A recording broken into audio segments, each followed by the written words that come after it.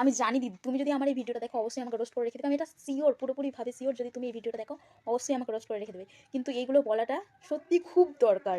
না যে মিঠির মধ্যে কোনো ট্যালেন্ট নেই, ও নাকি শুধু পেছন দুলিয়ে ভিডিও করে। দেখ তোরা চোখ দিয়ে দেখ, ট্যালেন্ট কাকে বলে, দেখ ট্যালেন্টটাকে দেখ।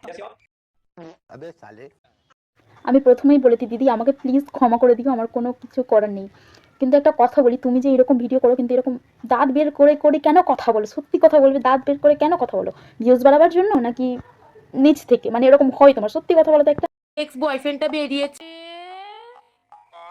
আর দিদি একটা কথা বলি শোনো, তুমি কি ব্রাশ করো? সত্যি কথা বলবে তো, তুমি কি সত্যি ব্রাশ করো সকালে উঠে, ঘুম থেকে উঠে? সত্যি বলো তো, তুমি ব্রাশ করো গো? মানে এটা আমারও কোয়েশ্চেন, আর তোমার কমেন্ট বক্সে তোমার ফ্যানদেরও কোয়েশ্চেন। ওই ফ্যানের মধ্যে একটা আমিও হলাম আর কি। তুমি কি ব্রাশ করো? সত্যি কথা বলবে তো। বউ সালা যে নিজে সমাজে মুখ দেখাতে পারে না, নিজের সবসময় মাস্ক পরে থাকে। এই মাস্ক মামুনি যে কবে থেকে মেকআপ আর্টিস্ট হলো সত্যিই আমি জানতাম না। আরে মেকআপের ছিঁড়ে বোঝা যাচ্ছে যে কত বড় মেকআপ আর্টিস্ট। দিদি আমরা বুঝে গেছি তুমি বিড়ি খাও, গাঁজা খাও, গুটকা খাও। আমরা বুঝে গেছি তোমার দাঁত দেখে। দাঁতটা দেখিও না, আর ভাল লাগছে না ওই দাঁতটা দেখতে। আর কারণ ঘেন্না চলে আসছে, খাবার খেতে পারবো না এরপর। এটা আমি বলছি না, এটা তোমার কমেন্ট বক্স বলছে। যাও যাও গিয়ে দাঁতটা মেজে আসো, তারপর এসে আমাদের রোস্ট করো, আমাদের মজা দাও, খুব ভালো লাগবে। যাও আগে দাঁতটা মেজে এসো প্লিজ।